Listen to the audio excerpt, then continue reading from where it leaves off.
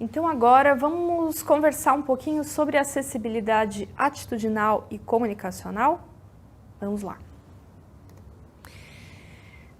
É muito importante a gente ter em foco, quando a gente pensa em pessoas com deficiência e no ambiente social em que a gente vive, uma palavra um pouquinho longa, mas bem importante: capacitismo. Capacitismo é uma forma de preconceito, discriminação em relação à pessoa com deficiência.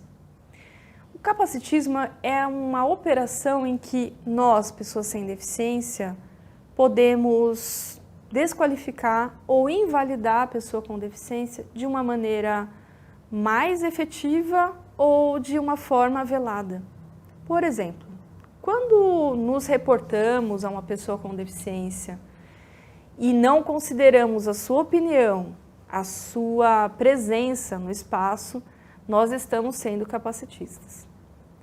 Quando estamos conversando com duas pessoas e uma delas é uma pessoa com deficiência e eu converso apenas com a pessoa sem deficiência, eu estou desconsiderando da relação essa pessoa, por exemplo, com uma deficiência visual. Isso é muito importante porque é um ponto de partida para nós estabelecermos pontes com pessoas com autismo, com deficiência visual, física, intelectual, entre todas essas diversidades.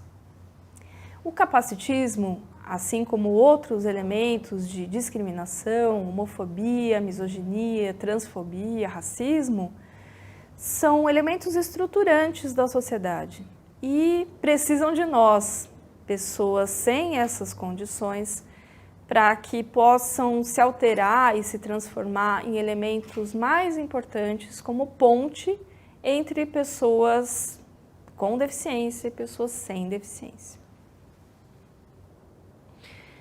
E nós podemos pensar em algumas formas para diminuir essas barreiras sociais. Preste atenção em como você lida com as pessoas com deficiência no seu dia a dia, se as conhece, se convive com alguma pessoa. Procure sempre olhar a pessoa com deficiência sem infantilização, sem desconsiderar a pessoa com deficiência na sua relação cotidiana. Envolva a participação dela, abrindo espaço para as suas contribuições, sugestões e o seu ponto de vista. Nós que não temos deficiência, não temos como avaliar plenamente os espaços, os serviços, as soluções de acessibilidade, porque nós não utilizamos isso todos os dias. As pessoas com deficiência, sim, e, portanto, nós precisamos do saber delas a todo momento. Existe uma grande diversidade dentro do universo de pessoas com deficiência. Pessoas que são muito autônomas, pessoas que eventualmente precisam de suporte. E, na dúvida, é bem importante perguntar. Pergunte a ela e quebre essa barreira, estabelecendo diálogo, colaboração. E, a partir disso, nós vamos aprendendo com a diversidade que ela traz e também entendendo qual é o nosso papel nesse processo de mudança social que é importante para todos, tanto para a pessoa com deficiência ou com neurodivergência, quanto para nós. Alguns pontos de atenção e algumas perguntas para que você possa pensar a respeito de acessibilidade atitudinal, capacitismo.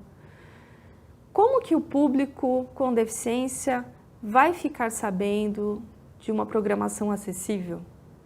Será que todo mundo sabe das programações a partir dos olhos, a partir dos ouvidos? Será que a gente pode pensar em formatos diferentes de convidar as pessoas para aquilo que a gente está fazendo? Como que o público se inscreve num curso? Como que ele compra um ingresso? Como ele participa? E um outro ponto importante para que a gente possa aprimorar: como esse público pode avaliar a qualidade da sua experiência cultural? Por quais meios? Hoje a gente vive imerso em tecnologias, em aplicativos, em dispositivos, em redes sociais. Vamos pensar juntos e perguntar para pessoas com deficiência como elas preferem ser contactadas, como elas podem auxiliar a que a gente encontre elementos e meios para que elas consigam avaliar como foi a sua experiência no espetáculo acessível. Como foi para você visitar uma exposição com tais recursos de acessibilidade? Isso vai aprimorando o nosso trabalho e conseguimos também ter esses retornos de avaliação de públicos cada vez mais diversos. Algumas estratégias para alguns tipos de público. Por exemplo, para pessoas surdas sinalizadas, é muito importante contar com os guias intérpretes para pessoas surdo-cegas e os tradutores intérpretes de Libras para pessoas surdas, para que a gente possa chegar a essas pessoas.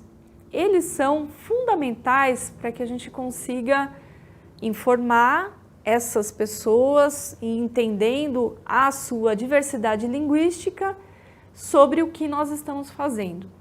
Então, pensar em uma programação cultural com um convite, com uma maneira de chegar às pessoas, é pensar que nem todo mundo fala português, nem todo mundo ouve, nem todo mundo enxerga. Pode ser que eu tenha que fazer uma comunicação mais simples, mais direta, pode ser que eu tenha que fazer uma versão dessa comunicação em Libras. E é sobre isso. É pensar para além da nossa normatividade. Outro ponto bacana, quando a gente pensa em participação de pessoas cegas e com baixa visão, e também pessoas com deficiência intelectual. Pode ser que essas pessoas precisem de transporte ao local em que acontece a atividade, uma informação direta, com todos os detalhes sobre o que vai acontecer, para que ela possa se organizar. Na dúvida, pergunte: qual é o horário mais interessante para que você possa usufruir de uma apresentação cultural, de um sarau, de um espetáculo? Quais são os perfis de público? Porque muitas vezes a pessoa com deficiência visual, ela pode trabalhar naquele horário e ela pode ter um outro horário mais disponível. Então, conhecer o público é muito importante. E no caso da acessibilidade, é uma tarefa para sempre, porque a partir daí nós vamos entender quando, de que forma, quais recursos e que ferramentas ou informações eu preciso que essa pessoa saiba para que ela tenha certeza de que ela vai ser bem atendida no seu projeto cultural, no seu espaço. Não esqueça que hoje a gente vive cada vez mais no meio digital, com ferramentas digitais muito importantes para o nosso cotidiano. Então, preste atenção em como as redes sociais do seu projeto, do espaço cultural, estão disponibilizando essas informações. Quando for publicar um card, um post, sempre faça uma descrição dessa imagem. Nem todo mundo enxerga. Coloque todas as informações objetivamente, como data, horário, recurso de acessibilidade disponível, de modo que não haja confusão, e sim uma informação clara e com bastante replicabilidade. Quanto mais esse pacote de informação for direcionado e for organizado para todos os públicos, mais pessoas vão chegar, com e sem deficiência. Quando desejar trazer mais pessoas com deficiência, essas informações elas vão dar materialidade para esse convite. Porque imagine ser uma pessoa com deficiência visual e não encontrar nenhuma informação sobre um recurso, por exemplo, de audiodescrição no filme. Ela não irá. Ou eu sou uma pessoa surda e oralizada e preciso de legenda em português nesse filme. Eu não fiquei sabendo, eu não irei. E é sobre isso. A importância de aplicar a comunicação para aquele objetivo que é formar mais públicos e pensar na diversidade de públicos para que